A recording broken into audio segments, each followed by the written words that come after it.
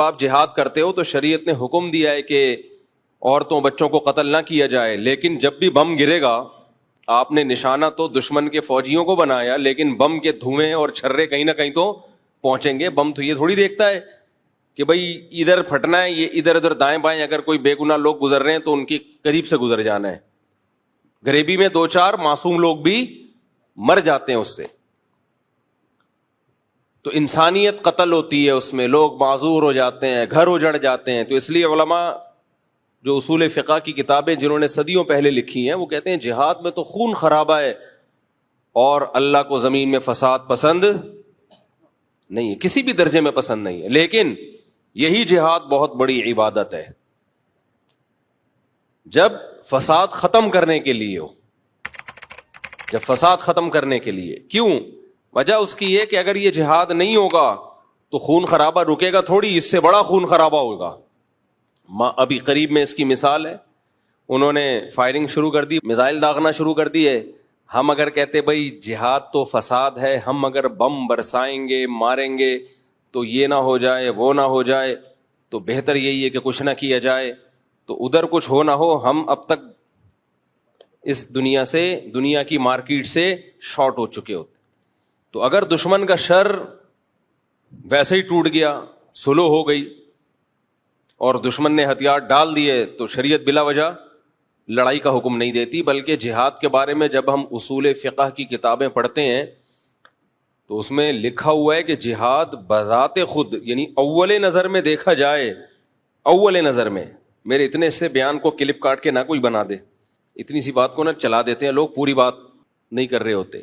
پہلی نظر میں اگر دیکھا جائے تو فساد ہے، اس میں کوئی ایسا کام نہیں ہو رہا جو اللہ جس کو پسند کرتا ہو. مار کٹائی، قتل و غارت، معصوم لوگوں کی جانیں بھی جاتی ہیں. جہاں جہاد کا فائدہ ہوگا جہاد کیا جائے گا، جہاں فائدے کے بجائے نقصان ہو نہیں کیا جائے گا. ہمیں نبی سے جہاد کرنا بھی ملتا ہے اور جہاد کو ڈیلے کرنا بھی ملتا ہے. صلح حدیبیہ بھی ملتی ہے جس میں آپ نے لڑائی کو ٹالا ہے، اور فتح مکہ بھی ملتا ہے جس میں خود آپ نے حملہ کیا، اور غزوہ احد بھی ملتی ہے جس میں صرف ڈیفنس پہ اکتفا کیا ہے غزوہ احزاب میں. تو جہاں صرف ڈیفنس کرنا ہے، آپ سمجھتے ہو صرف ڈیفنس سے کام چلے گا، وہاں ڈیفنس کیا جائے گا. جہاں بڑھ کے حملہ کرنا ہے وہاں بڑھ کے حملہ کیا جائے گا. جہاں دونوں سے نقصان ہو وہاں دونوں ہی نہیں کرنے، کیونکہ مقصد نہیں ہے جہاد.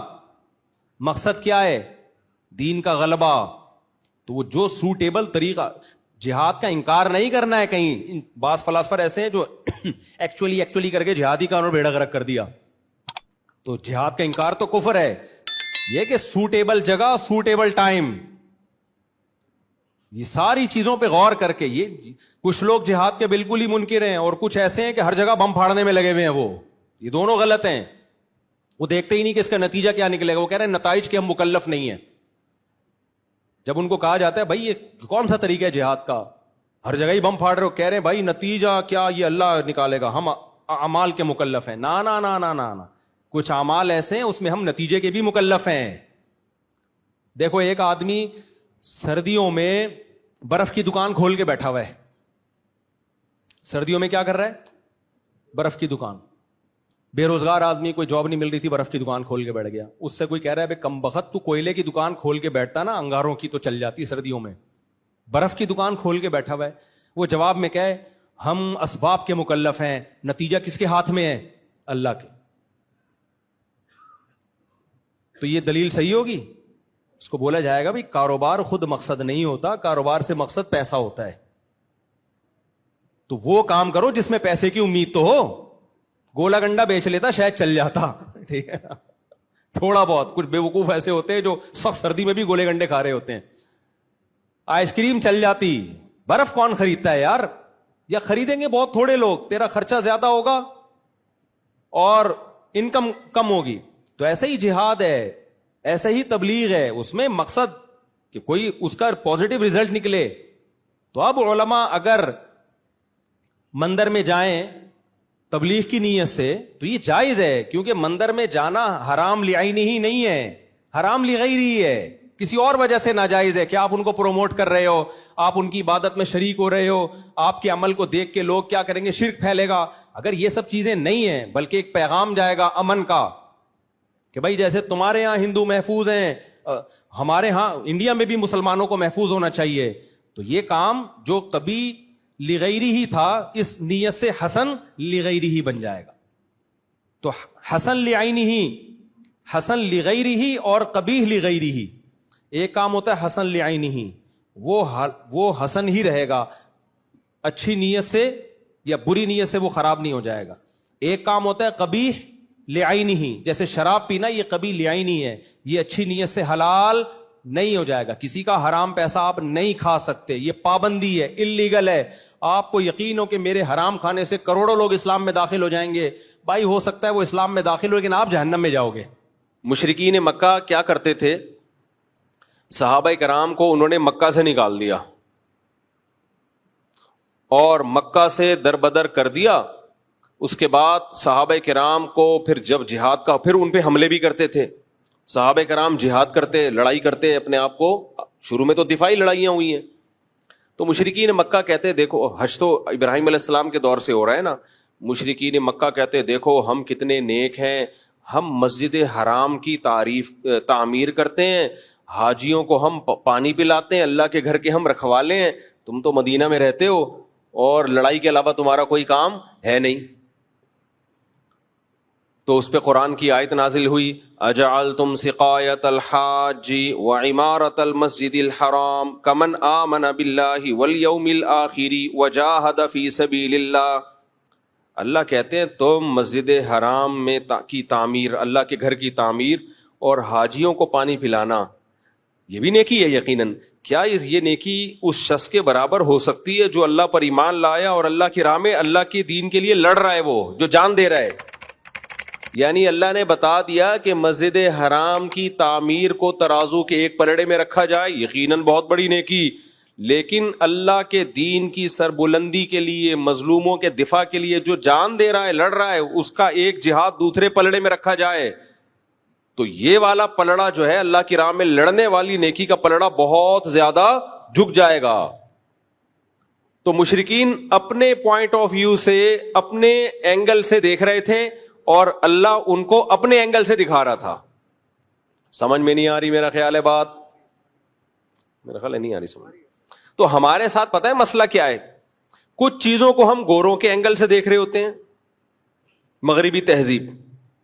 کچھ چیزوں کو ہم اسلام کے اینگل سے دیکھ رہے ہوتے ہیں، پھر اسلام کے اینگل میں بھی کچھ کو اہل حدیث کے اینگل سے دیکھ رہے ہوتے ہیں، کچھ کو دیوبندیوں کے اینگل سے دیکھ رہے ہوتے ہیں، کچھ کو بریلویوں کے اینگل سے دیکھ رہے ہوتے ہیں. اب مثال کے طور پر ربیع الاول میں بتیاں نہیں لگائیں تو وہ عاشق رسول نہیں ہے، اس میں ہم اس کو دیکھ رہے ہیں بریلویوں کے اینگل سے، اور عاشق رسول نہیں ہے، ایک نمبر کا فراڈی ہے. کچھ کو دیوبندیوں کے اینگل سے دیکھ رہے ہیں، کچھ کو اہل حدیثوں کے اینگل سے دیکھ رہے ہیں، رفع الدین نہیں کرتا کسی کام کا، اب وہ کتنا ہی نیک کیوں نہ ہو، ابے یہ تو حنفی ہے، یہ تو کسی کام کا ہے ہی نہیں. اور اگر رفع الدین کرتا ہو تو پھر وہ دیوبندی اس کو دوسرے اینگل سے دیکھ رہا ہے، یہ تو یعنی مجتہد بنا ہوا ہے، کسی بجائے کسی مجتہد کو فالو کرنے کے یہ کیا کر رہا ہے، یہ خود مجتہد بنا ہوا ہے. تو وہ بڑی لمبی لمبی بحثیں ہوتی ہیں. تو ہمارا جو معیار ہے نا بھائی، اس کو سائڈ پہ رکھ دو. اس کو کہاں رکھ دو؟ مجھے یاد ہے ایک دفعہ کسی نے کوئی فتویٰ دے دیا اہل حدیث کے بارے میں ہمارے مدرسے میں کہ وہ اہل سنت والجماعت سے خارج جماعت ہے، یہ ان سے شادی بیاہ جائز نہیں، ان کے پیچھے نماز پڑھنا چاہیے. ہمارے استاذ نے ایسے کراس لگا دیا اس کے اوپر، ٹھیک ہے نا، کاٹ دیا اس کو اور فتویٰ لکھ دیا کہ بھائی اگر کوئی اہل حدیث متشدد نہیں ہے، اسلاف کو برا بلا نہیں کہتا، تو اس سے ہمارا اختلاف ہے ان سے چند چیزوں میں، لیکن وہ اہل سنت سے خارج نہیں ہے. یہ وہی اختلاف ہے جو اسلاف میں بھی تھے، صحابہ میں بھی تھے. بڑا نرم کر کے جواب لکھ دیا. تو جو تھے جنہوں نے وہ اتنا سخت جواب لکھا تو انہوں نے کہا نہیں، اس میں تو یہ، اس میں تو یہ. انہوں نے بولا بھائی دین اپنی خواہشات کا نام نہیں ہے، جو جتنی جس کے اندر آپ کو جتنا اختلاف ہے اس کو اس سے زیادہ آپ آگے نہیں لے جا سکتے. آپ کو یہ رائٹ تھوڑی ہے کہ آپ ایک شریعت نے ایک معیار متعین، چونکہ جو اختلافی مسائل اسلاف میں ہو گئے ہیں نا، اسلاف میں جو اختلافی مسائل ہیں تو وہ اختلافی ہیں ہی اسی لیے کہ اس میں کسی ایک جانب میں بھی آپ کو شدت کی اجازت نہیں ہے. اگر ورنہ صحابہ میں اختلاف نہ ڈالتا اللہ ان مسائل میں. صحابہ میں اختلاف ڈالنا اس کی علامت ہے بھائی اس میں ایک رائے پر اڑنے کی آپ کو اجازت نہیں ہے. جب اللہ نے اختلاف ڈال دیا تو اس کا مطلب اس میں لچک رکھ دی اللہ تعالیٰ نے. اب جب اللہ نے لچک رکھی، آپ کیوں توپے لے کے چڑھ گئے ہو ایک دوسرے کے اوپر؟ کہ نہیں جی یہی ٹھیک ہے, اس کے علاوہ باقی سب کیا ہے, سب جہنم میں جائیں گے. تو ہم نے معیار متعین کرنا ہے بھائی قرآن و سنت سے, اللہ سے. اللہ تو قرآن و سنت ہی کے ذریعے بتائے گا نا. تو اس میں سب سے پہلا معیار اللہ کا کیا ہے؟ اللہ کہتا ہے جو مشرک ہے, جو اللہ کو نہیں مانتے یا اللہ کے ساتھ شرک کرتے ہیں, ان کی جتنی نیکیاں ہیں, ہر وقت لوگوں کو کھانا کھلاتے رہیں, لوگوں سے اچھے اخلاق سے بات کرتے رہیں. تو اللہ نے قرآن میں فرمایا کراماد اشتدت بہ الریح فی یوم عاصف. ایک راکھ کا پہاڑ ہوتا ہے نا, پہاڑ راکھ ہوتی ہے نا, جو جل کے راکھ حاصل ہوتی ہے, کتنی لائٹ کتنی ہلکی ہوتی ہے وہ. اس کا پہاڑ ہو تو دیکھنے میں تو لگے گا بڑا وزنی, لیکن آپ پھونک ماریں گے وہ پہاڑ اڑ جائے گا. تو اللہ نے کہا کہ تم چونکہ اپنے اینگل سے دیکھ رہے ہو چیزوں کو, اس لیے تمہیں جو مشرک اور کافر لوگ ہیں ان کے عمل دیکھنے میں بہت اچھے لگیں گے. انہوں نے اسپتال بنا دیے, انہوں نے انسانیت کی ایسی خدمت کی, لیکن وہ وزن میں میرے نزدیک بہت ہلکے ہیں. قیامت کے دن جب ان کو ترازو میں رکھا جائے گا, ان کا ایک پھونک ماریں گے اور وہ اڑ جائیں گے. اللہ نے یہ نہیں کہا کہ ان کا وزن ہے ہی نہیں, بلکہ اللہ نے کہا ان کا وزن بہت ہلکا ہے, وہ اس قابل نہیں ہے کہ ان کو بخشوا دے.